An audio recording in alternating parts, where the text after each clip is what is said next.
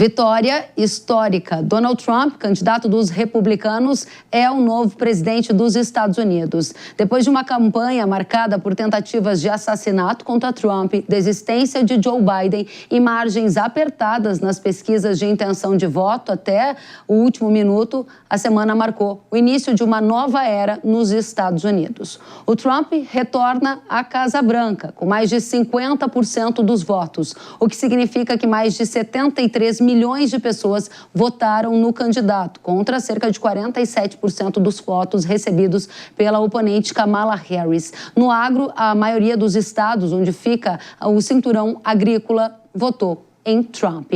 Uma projeção da Universidade da Flórida revelou que as eleições nos Estados Unidos tiveram o segundo maior comparecimento em 100 anos, com participação superior a 64%.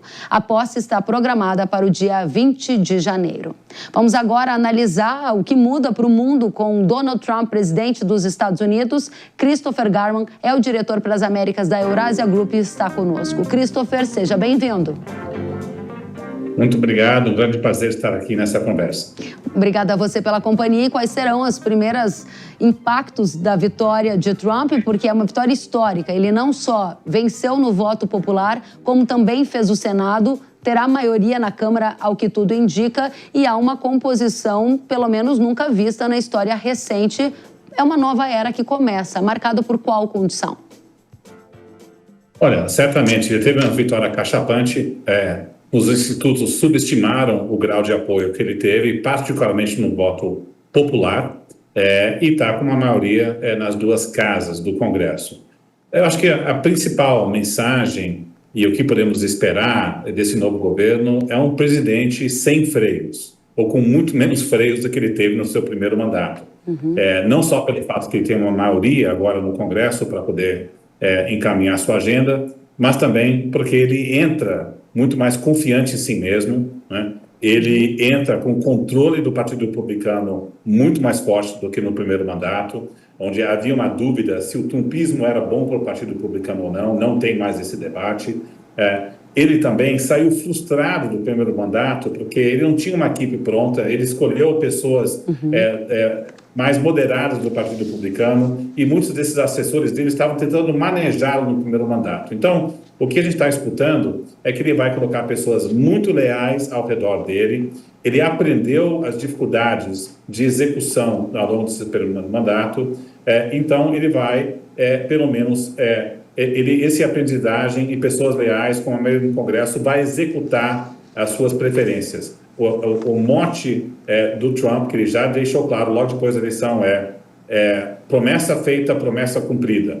Então, não vai ser um repeteco do primeiro mandato. Então, isso significa que a gente tem que levar a sério as promessas feitas na campanha. Temos que levar a sério as promessas de protecionismo comercial. Precisamos levar a sério as promessas de deportação de imigrantes ilegais. Precisamos levar a sério as promessas do lado fiscal também. Então, acho que podemos falar sobre essas repercussões, tanto do lado geopolítico quanto do lado econômico.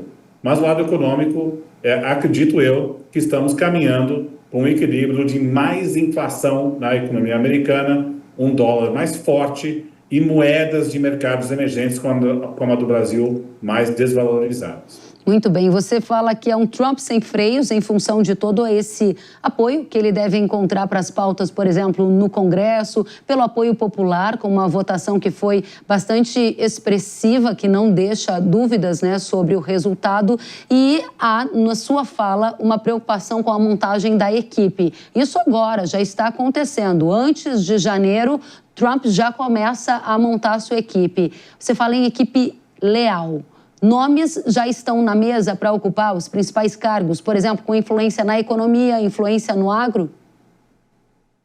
Eu acho que o nome mais importante que acabou de ser indicado é Robert Lighthizer. Ele foi o chefe de USTR, que negocia a política comercial. O que a gente tem escutado que ele vai ter um papel importante na formulação de políticas comerciais tarifárias. Ele vem dele e da campanha Trump uma promessa de colocar uma tarifa de importação para todos os produtos chineses de 60%. A taxa média de tarifa de importação hoje é 11,3%. e também uma promessa de colocar uma tarifa linear de 10% a 20% sobre todos os produtos que entram na economia americana, tá? Só para a gente ter noção, se fizer tudo isso, ipsis literis, de acordo com o Instituto, uma pesquisa do Instituto Peterson Institute, que é um instituto de pesquisa renomado em Washington, isso levaria a um aumento da inflação nos Estados Unidos de 1% e uma queda do PIB de 1,8%. Outro banco estima que levaria uma queda no PIB da China de 2,5%. Não vai ser 60%, tá? Na nossa estimativa, achamos que vai aumentar a tarifa média de importação de produtos chineses de 11 para 20 a 30. Mas ainda assim é uma cacetada importante. Então a gente vai viver não só com as repercussões de mais inflação, mas também vamos ter que avaliar como é que os chineses vão reagir a essa retaliação, né? E o que a gente escuta em Pequim é que eles vão ser cautelosos na reação inicial.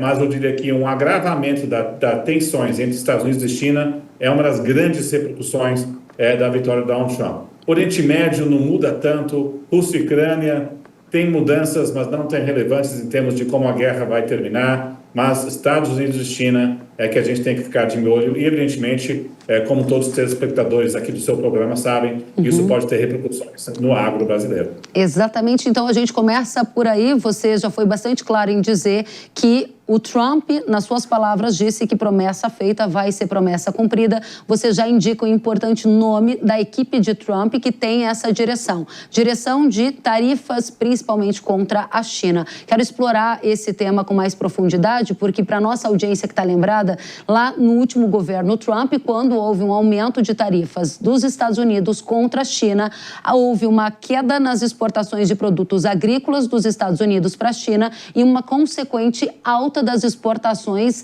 agrícolas do Brasil para a China, ou seja, o Brasil supriu parte da lacuna deixada pelos Estados Unidos. Isso se reverteu. Aumento de demanda e também aumento de preço, por exemplo, para a soja. Aqui está muito da intenção da nossa audiência de conhecer com profundidade o que vem por aí. Vou usar como base o que você acabou de nos dizer. Primeiro ponto, China. Promessa de Trump, 60%, como está hoje, taxa média de 11%. Vocês da Eurásia esperam taxas médias de 20% a 30% sobre a China. Isso vai ser a primeira ação de Trump? Isso já no começo de 2025? Como você disse, é uma cacetada já no início? Talvez esses 20% a 30% seja uma escadinha. Talvez o governo venha a colocar tarifas diferenciadas em certos produtos, mas acreditamos que ao longo do primeiro semestre de 2025 vamos ter medidas tarifárias sim contra a China, chegando a 20% a 30%. Né? E também vai ter essas medidas, talvez uma tarifa linear de 10% sobre todas as economias, mas cada uma tem que ser feito país por país, de acordo com a legislação americana. Então, vem uma medida razoavelmente forte contra a China, e não só temos que avaliar, né, o que o Trump faz, mas como é que a China reage, tá certo?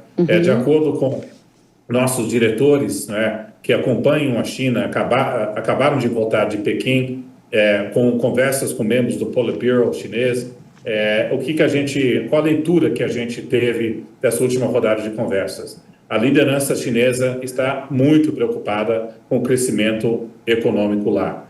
Eles estão fazendo programas de estímulo mais incrementais, mas a preocupação política é maior do que a ação de fato que eles fizeram. Eles estão guardando as balas, caso for necessário, com uma medida protecionista maior americana, que possa impactar negativamente o crescimento do chinês. E também eles vão ser, o que ele está escutando, cautelosos na resposta, porque existe um diagnóstico em Pequim que talvez esse pacote do Trump não se sustente, que gera repercussão negativa na economia americana. Então, eles não vão reagir com retaliação tarifária de imediato. E também o perfil da retaliação tarifária pode mudar. Eu sei que o agro brasileiro pode ser um beneficiador, porque se você tem uma guerra comercial Estados Unidos e China, aí o agro pode suprir o mercado chinês, como fez no primeiro mandato.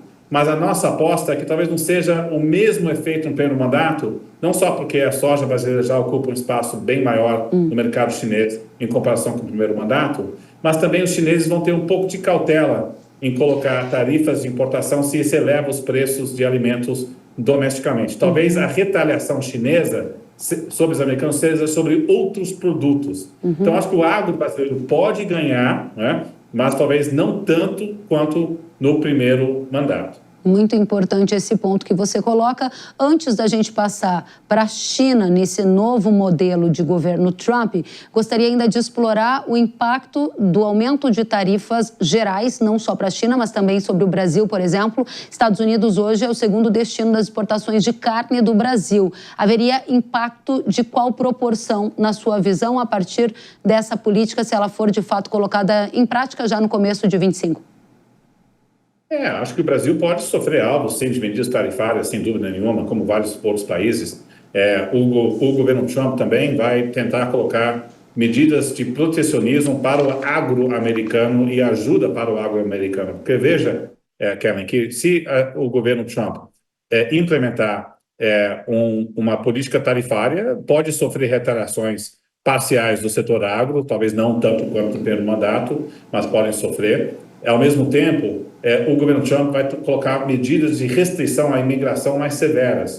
Eles estão planejando deportar 11 milhões de imigrantes ilegais dos Estados Unidos.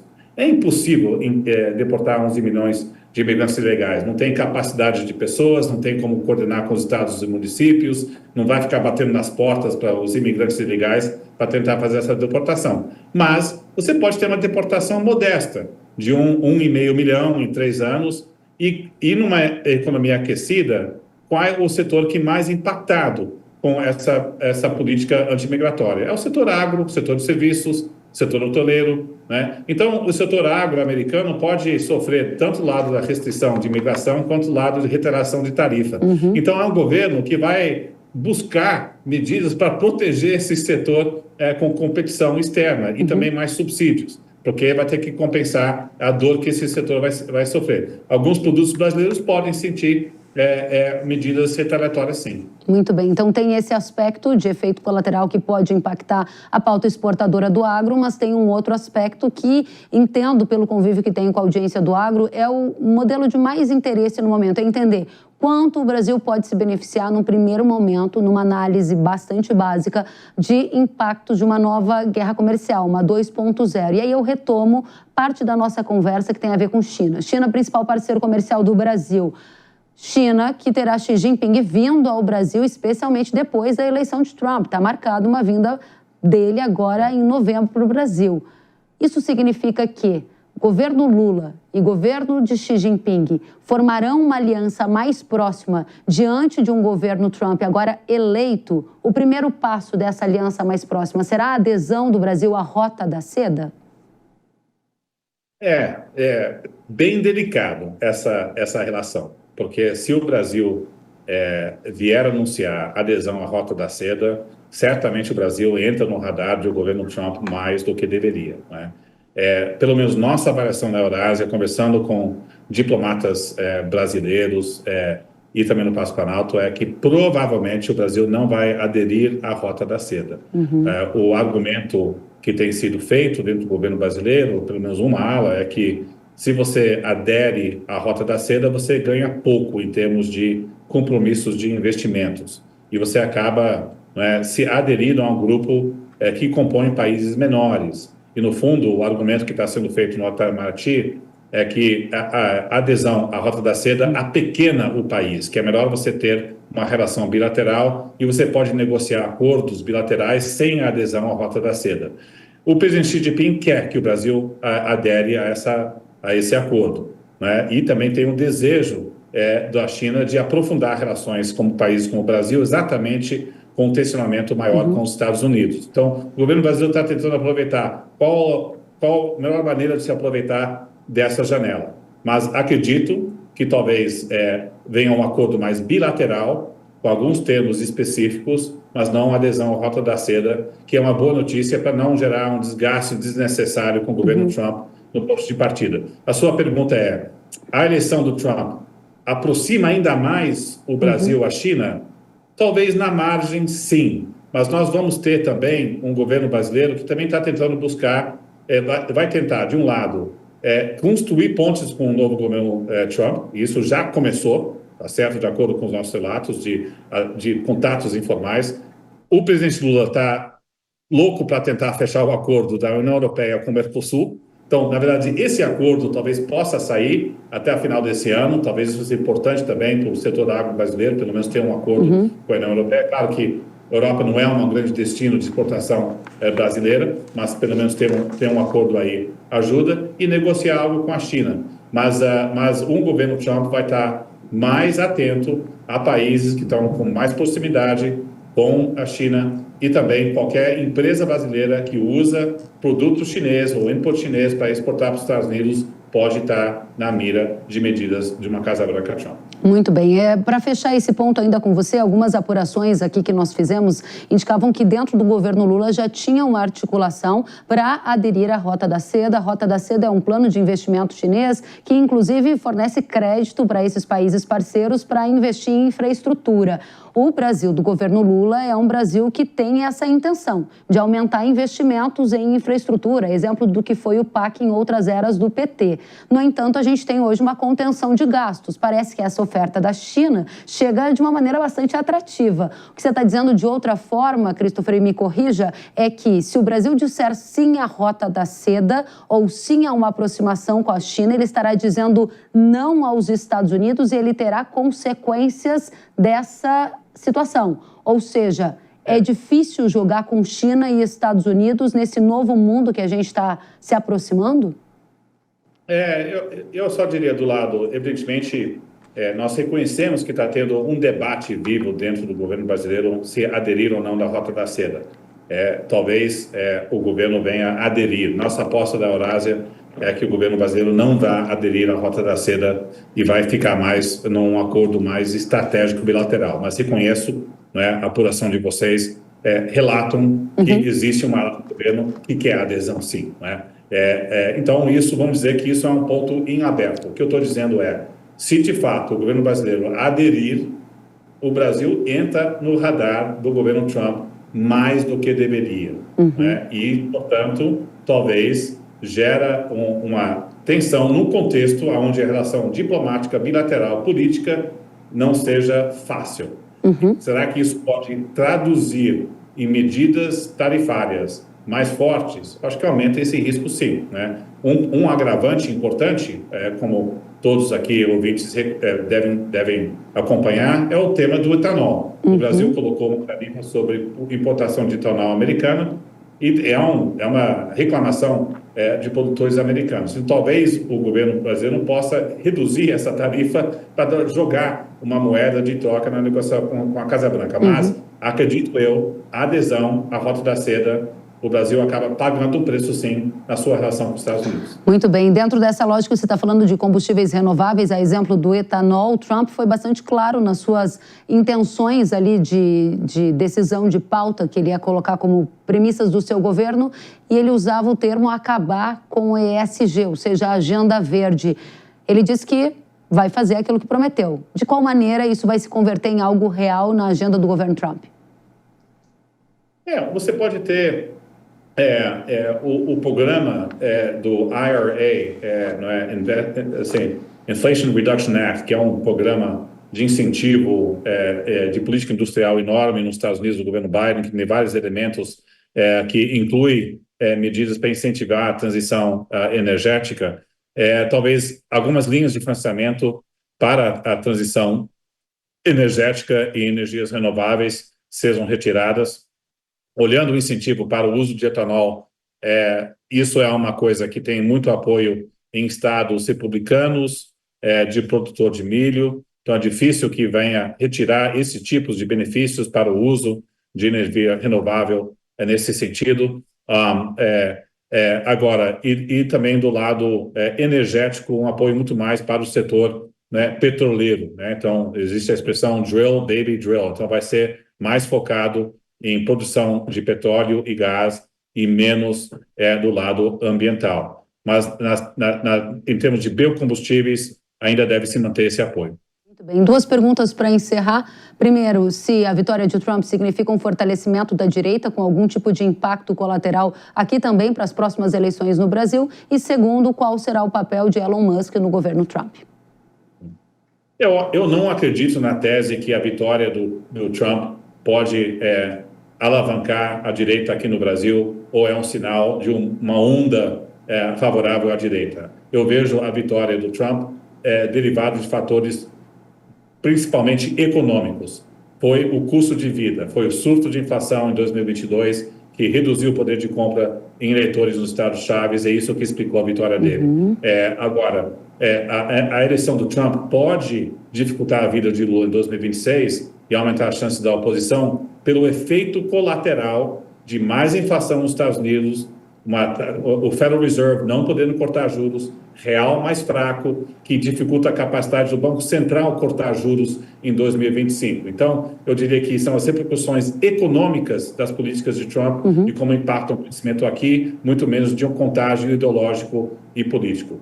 Elon Musk, ele deve ser um assessor influente, sim. É claro que isso agrava a relação bilateral, não ajuda o fato que a empresa dele foi banida, pelo menos parcialmente, pelo Supremo Tribunal Federal. Mas, ao mesmo tempo, não sei o quanto que isso pode levar a decisões punitivas. Também não acredito que a vitória do Trump aumenta a probabilidade da reversão da inelegibilidade do ex-presidente Jair Bolsonaro. Muito bem, muito obrigada. Diretor para as Américas da Eurasia Group, Christopher Garman, muito obrigada por estar conosco, trazer todas as atualizações. Volte sempre, você é muito bem-vindo. Muito obrigado pelo convite. Até a próxima.